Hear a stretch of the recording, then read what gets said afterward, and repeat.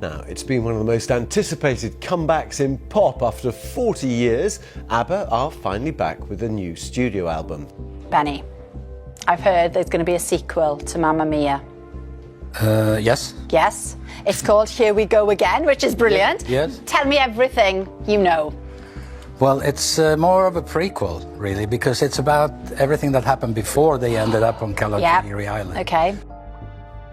For years, fans could only speculate until Benny Andersson finally revealed the truth behind Abba's breakup. He and Frida were once seen as the perfect couple, adored by millions. But behind closed doors, their reality was far from perfect. In a rare interview, Benny uncovers what truly led to their split. Was it the pressures of fame? What was the breaking point? Join us as we expose the awful truth Benny Andersson confirmed. A war child's journey to pop royalty. In the final months of 1945, as the world celebrated the end of World War II, a baby girl entered the world in a quiet Norwegian town. Her name was Annie Frid Lyngstad, but years later, the world would simply know her as Frida. Instead of being greeted with warmth and celebration, her birth carried a shadow. She was not just another child, she was a war baby, born to a Norwegian mother and a German soldier. In a country still healing from the scars of war, that lineage made her an outcast before she could even take her first steps. Frida's mother, Sini Lyngstad, had fallen in love with Alfred Hasse, a German soldier stationed in Norway during the war. What started as a romance soon became a heavy burden. When the war ended, the country was desperate to rebuild, and anyone associated with the enemy faced brutal backlash. Norwegian women who had relationships with German soldiers were shunned, labeled as traitors, and treated with open hostility. Their children, innocent yet unwanted, bore the weight of that hatred. For Frida and her mother, life in post-war Norway was anything but easy. As a little girl, Frida grew up believing that her father had died in the war. It was the story her family told her, a way to protect her from a truth that was far more complicated. Hoping to leave the pain and stigma behind, her mother, Sini, made the heartbreaking decision to leave Norway. With nothing but hope for a better future, she and Frida crossed the border into Sweden, eventually settling in the small industrial town of Torshälla. Life wasn't easy, but Sini was determined to provide for her daughter. She worked long hours as a seamstress, stitching clothes by day and tucking Frida into bed at night, doing everything she could to build a life where her daughter would feel safe and loved. For young Frida, music wasn't just a hobby, it was a refuge. In a world where she often felt like an outsider, singing gave her a sense of belonging. By the time she was 11, she was already stepping onto small stages at local events, her voice carrying a depth and emotion far beyond her years. The townspeople took notice, but no one was prouder than her grandmother. While Sini worked long hours to support them, it was Frida's grandmother who nurtured her love for music. She scraped together what little she had to buy Frida her first record player, along with a few treasured vinyl records. With every spin of the turntable, Frida lost herself in the melodies, dreaming of a life far bigger than the quiet town of Torshälla. Frida once shared in a 1975 Swedish radio interview that music was her escape. She explained that when she sang, everything else faded away. No one questioned her past or where she came from. All that mattered was the music. For a girl who had grown up feeling like an outsider, those moments on stage gave her a rare sense of acceptance. The spotlight didn't judge, it simply shone, allowing her voice to tell a story far bigger than the one written by her circumstances. By the time she was 13, Frida wasn't just dreaming about music, she was making it happen. She put together her band, the Annie Frid 4, and spent her early teens performing wherever she could. By 16, she was touring Sweden with a big band, singing jazz numbers in packed dance halls. Her deep, soulful voice stood out, and it wasn't long before industry professionals started to take notice. In 1967, EMI Records gave her a chance to step into the spotlight on her own, releasing her very first single. It was the beginning of something much bigger than she ever imagined. In the early 1970s, just as Abba was starting to come together, a long-buried truth about Frida's father resurfaced. A German magazine had tracked down Alfred Haas, the man she had been told was dead, only to discover he was very much alive and living in Germany. Frida was faced with the possibility of meeting him. In 1977, a reunion was arranged, but it wasn't the heartwarming moment one might expect. Instead, it was filled with uncomfortable silences, awkward glances, and so many questions that remained unanswered. It was a meeting that left Frida grappling with emotions she wasn't sure how to process. Frida later recalled how their first meeting felt like two strangers trying to reconnect after 3 decades apart. Despite their attempts to bridge the gap, the emotional distance between them was too vast to overcome. The father she had spent years wondering about was now in front of her. The real-life story of Abba singer Annefried Lyngstad is also one of searching for her father, only to find that the singer's birth was actually part of a grand Nazi scheme. But the connection she had hoped for just wasn't there. The girl, once rejected by her own country for her roots, went on to become a global icon, her voice reaching millions of fans worldwide.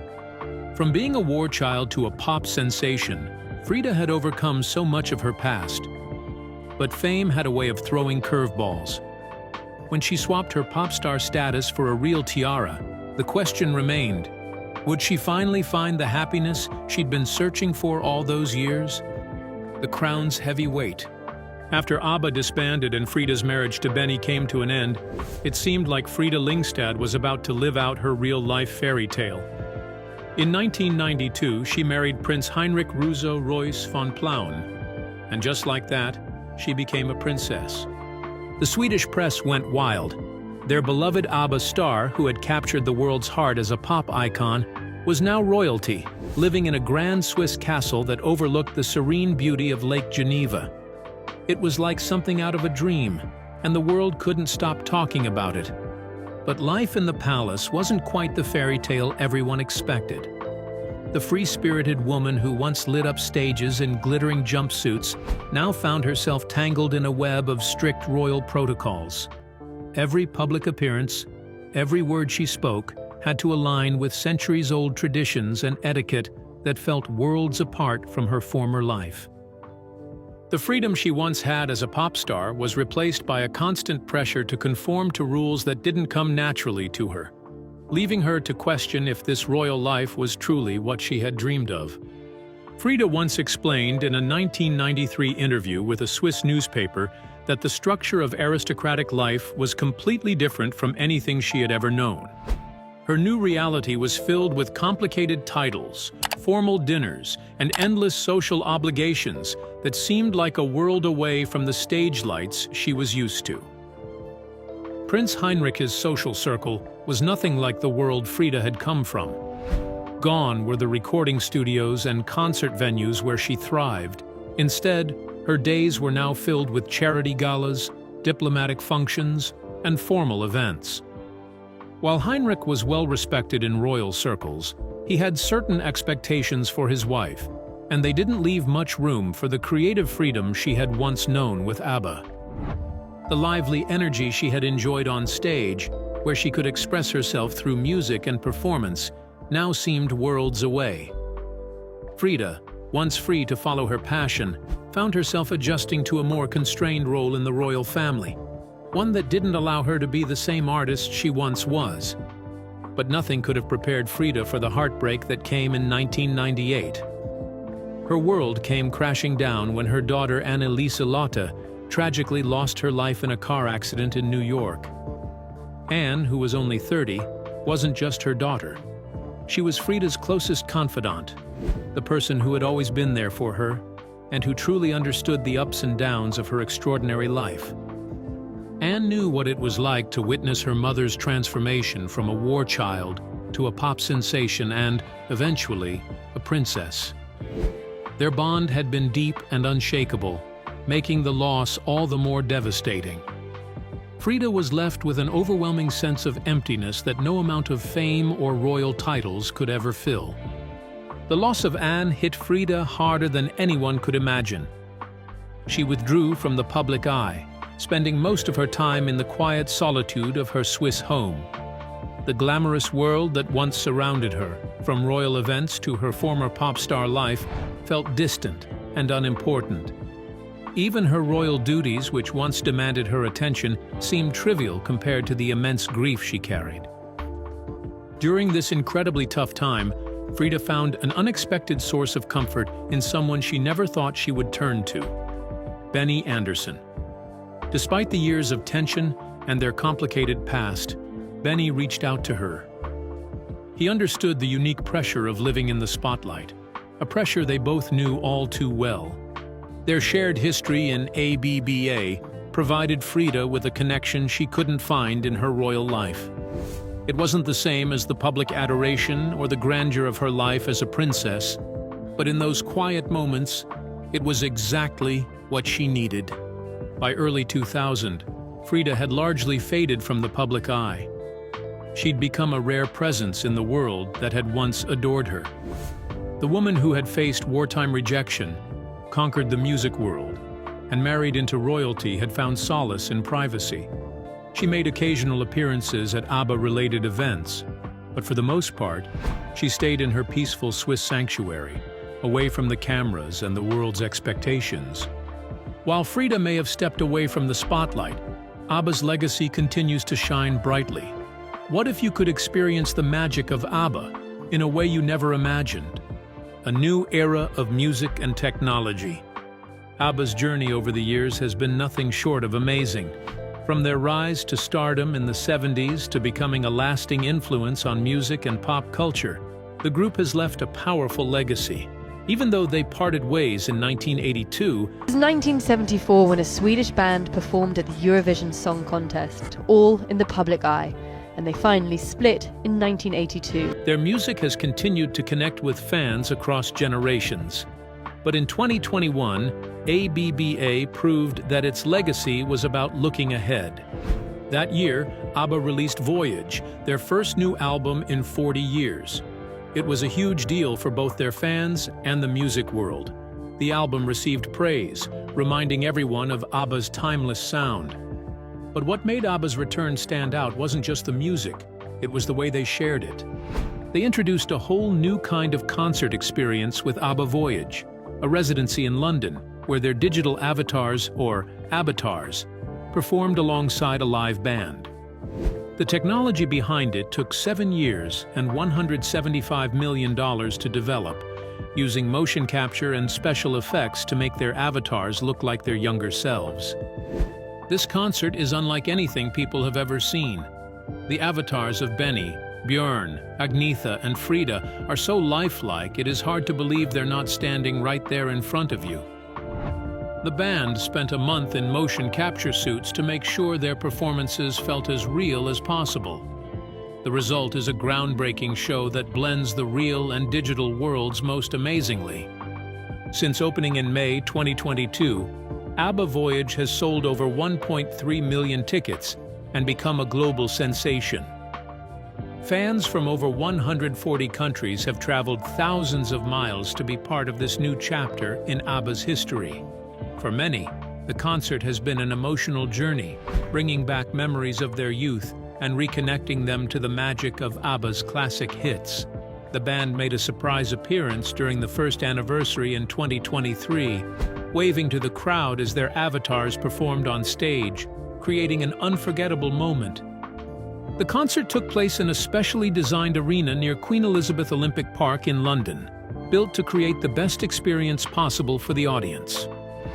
Everyone felt a connection with the music, enhanced by cutting-edge technology, yet still full of the raw emotion of a live performance.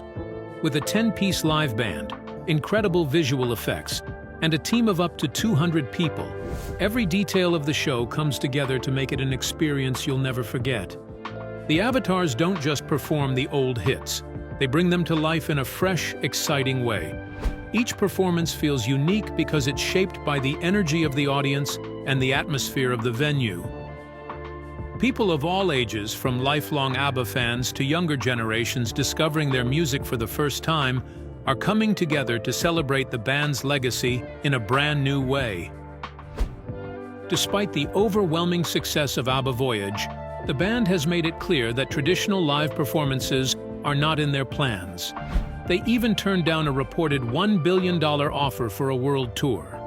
Although their avatars will not perform outside the Abba Voyage arena, the experience they provide continues to push the boundaries of live music in a truly groundbreaking way. How do you think fame shaped the dynamics of Benny and Frida's relationship? What do you think could have been done differently to save their love story and Abba's original magic? Share your thoughts with us in the comments section. Remember to like, share, and subscribe for more. Also, click the next video showing on your screen. You will enjoy it.